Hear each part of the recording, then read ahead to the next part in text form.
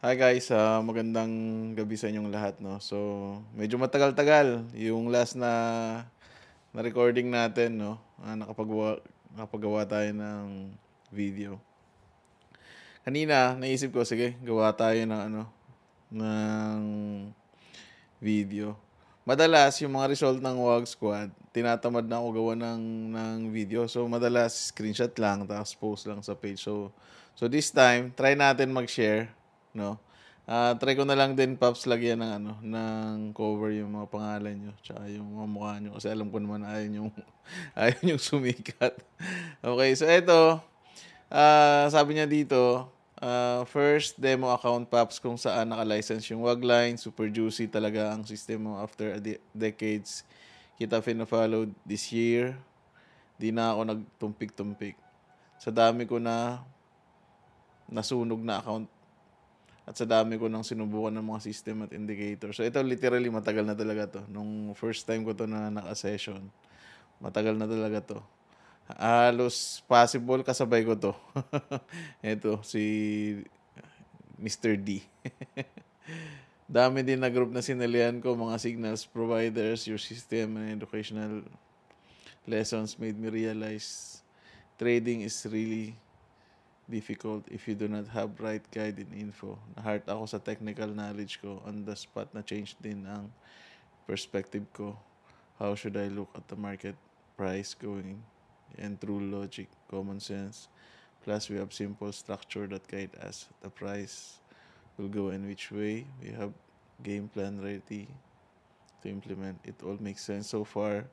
Sa lahat ng lessons and the market will teach us lessons all the time.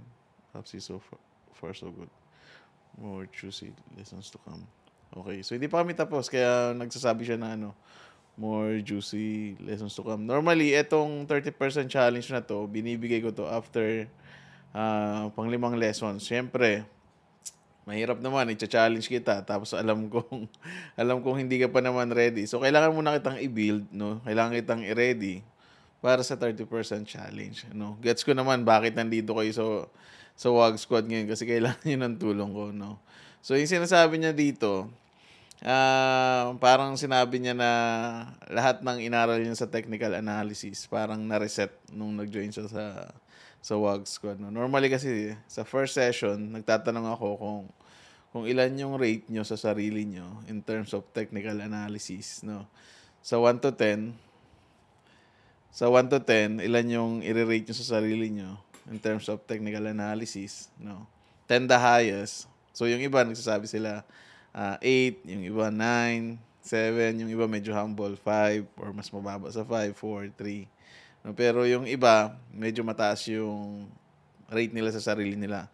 Siguro, given na marami na silang naaral na system, no, medyo advanced na yung background nila, no. Pag sinabi kong advanced, ibig sabihin nun, marami na silang nasunog na account, no. Marami na silang nasalihan na grupo, na try na system, no. So medyo malaki na yung experience nila, no. So during that first session, tinatanong ko 'yan. And then sinasabi ko na sige, tingnan natin kung after nitong first lesson na 'to is 7 or 8 pa rin ang tingin niya sa sarili niya in terms of technical analysis, no. Marami kasing parang common knowledge na akala natin tama kasi yun yung karamihan na ginagawa. Yun yung karamihan na ginagawa ng maraming tao. So, inisip natin dahil yun ang maraming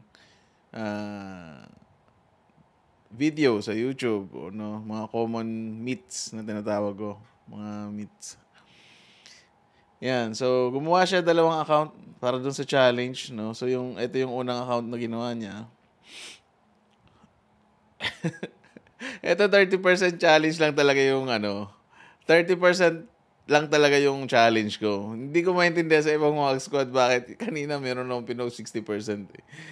Ito, medyo mababa lang yung profitability ng percentage niya. 60.9 lang pero maabot na siya ng 82%.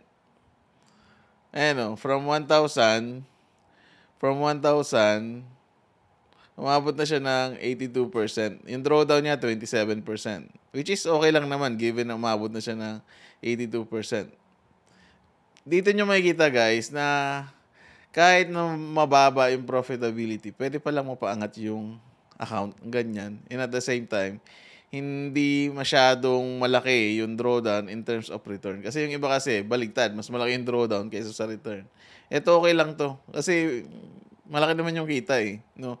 Ang mahirap niyan, kung 27% yung drawdown niya, tapos yung kita niya, less than 27. Halos hindi man lang nag-1 is to 1. Yung pinapaluwal niya sa market versus dun sa kinikita niya. So, ito, okay lang to. Okay. Ayun o. Ayan, so sa total trades na 164, yung panalo 100, yung talo is 64. Okay, kaya siya nakakuha ng 60.98 na percentage. Pero sabi ko nga sa inyo, 30% lang talaga yung challenge ko dyan. Okay? So, hindi nyo kailangan mag-flex sa akin na kaya nyong paabutin ng 82%. Okay lang yan. Sige. Ito yung second demo account niya, no? So, trinay niya. Naggumawa siya ng pangalawa. Kasi madalas kasi sa WAG Squad, hindi sila makapaniwala na kaya pala mag 30%, no? Makapasa sa 30%. So, yung iba gumagawa ng 2 beses sila. Yung iba nga, nung nakaraan, ginawa ko ng video 5. 5 beses niya trinay. Ayaw niya maniwala na kaya niyang pumasa. Okay? Kasi kung makakapasa ka dito sa 30% challenge, malaki yung chance na pwede kang pumasa sa prop firm. Ilan lang naman yung requirement ng prop firm? 10% first phase, second phase 5%. Okay? So dito, ayan, 468. So pangalawang account niya na to, yung demo account. Ayan. So tingnan niyo yung lot size, guys. Halos 0.01 lot lahat, no? Ito, $27 sa 0.02. Ibig sabihin, kung 275 pips to, nasa 130 plus something. Diba? And then, yung stats nito is, ayan, sa second account niya, medyo nakapag-adjust na siya. Ayan, deposit 1,000.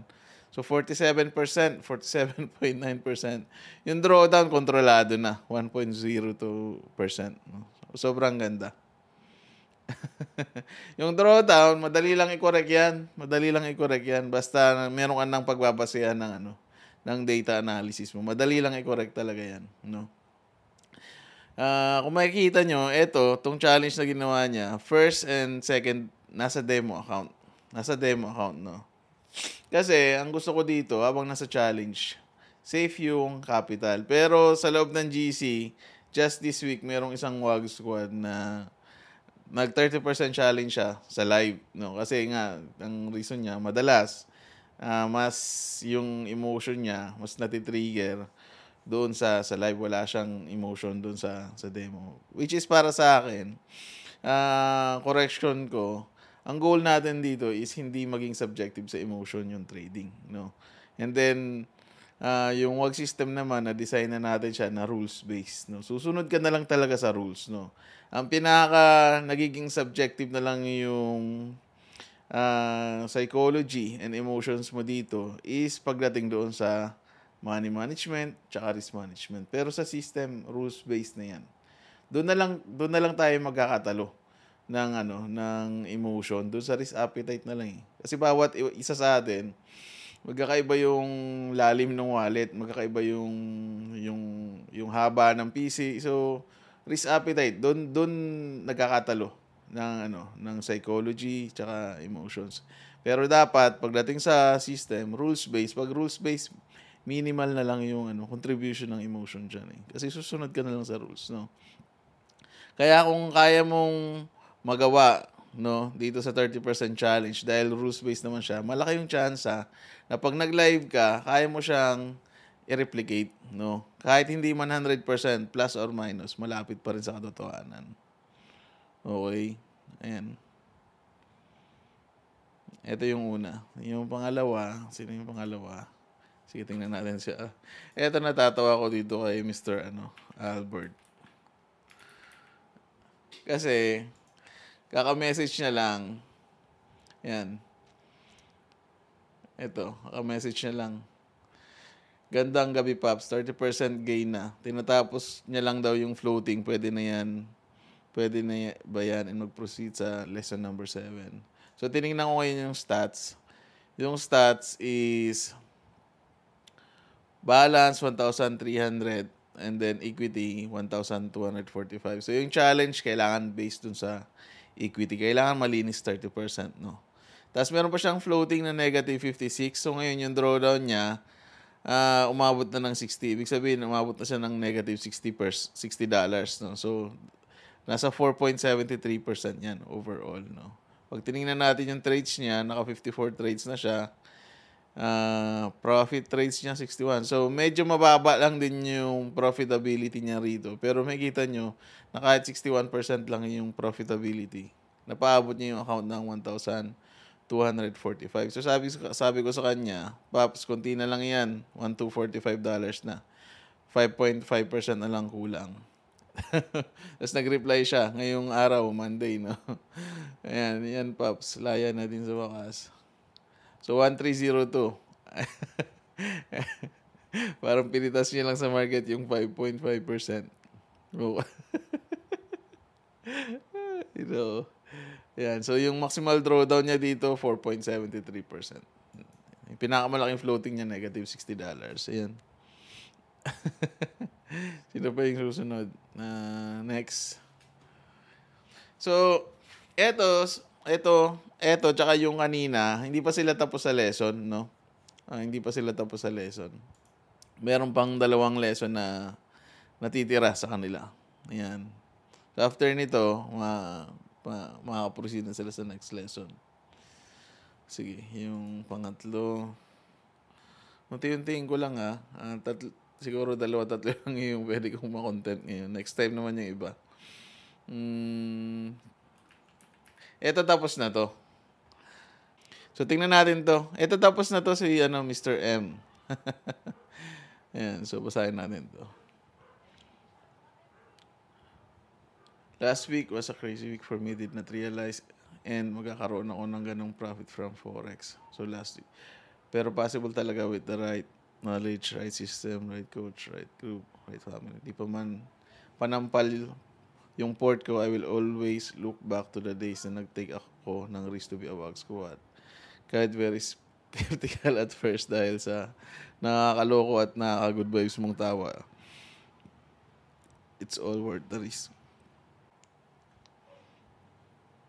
Ito yung malupit na risk-reward ratio from the price ng course to your learnings and profit at present, 709.68%. Ang abs gain ko, and this month of October is my highest gain, which is 92.80%. Wala pa tayo sa kalahati ng October. Looking forward for me and to all Wag Squad to escape the 9 to 5 rat race and to be able to provide for all. Lord God, may gawa ng lahat na ito. He is using you as instrument. Maraming salamat sa Diyos. Maraming salamat sa iyo, Coach. Please continue to be a blessing. Yes, definitely, no? Blessing yan galing sa taas, no? We cannot take credit, no, sa lahat ng wisdom na siyang nagbibigay. Okay? So, glory to God, no? Bro, thank you rin sa message. Tingnan natin yung stats niya. Ito yung pinakamalaking profit niya, no? So, nag-start to is May 56%, June 46%, July 34%, no? 15, then August 15.89%,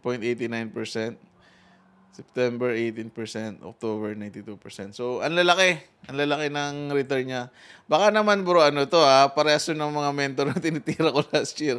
56% yung first month, pero yung floating, negative 70%. Ay, no. Tingnan natin yung isang picture. Ayan. Ayan, so eto live account niya na to, no. Nag-start siya ng $200. So yung 82% na drawdown, para sa akin tolerable lang yan kasi maliit yung caps, especially kung tranches yung deposits, no. Given na meron na siyang 710% na return, 82% drawdown, para sa akin mas na lang yan, mas ma-highlight sa akin to. No. Pero kung malaki yung usapan na capital, yung 82%, syempre masyadong risky, no. $200 okay lang yan sa akin. Okay. Kasi kung maliit ang kapital, konting movement lang yan, malaki na talaga yan. Medyo mahirap kontrolin yung percentage sa maliit na kapital. Pero $200 to 1,400, 1,576 capital, no? Total 1,619, kumita ng 1,419. Sobrang goods, no? Okay. Congrats, Paps, no? Hopefully, no? Hopefully, mas mapalago mo pa to, no? Bawi mo na lahat ng ng investment mo, no, sa coaching, no? Ay, nako. Congrats, no? Congrats sa inyong tatlong WAG squad na na-feature ko ngayon. Okay. And yun lang. Medyo napahaba na tayo, no? Nga pala sa mga nagki-crypto, no, sana makabawi kayo. Alam ko grabe yung pullback, no, na nangyayari ngayon sa crypto world, no. So, sana makabawi pa kayo. Meron pa kayong natitirang PC para makabawi, no. Yun lang.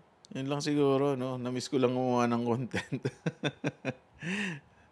Alright, guys. God bless everyone and more peeps, no. Bye.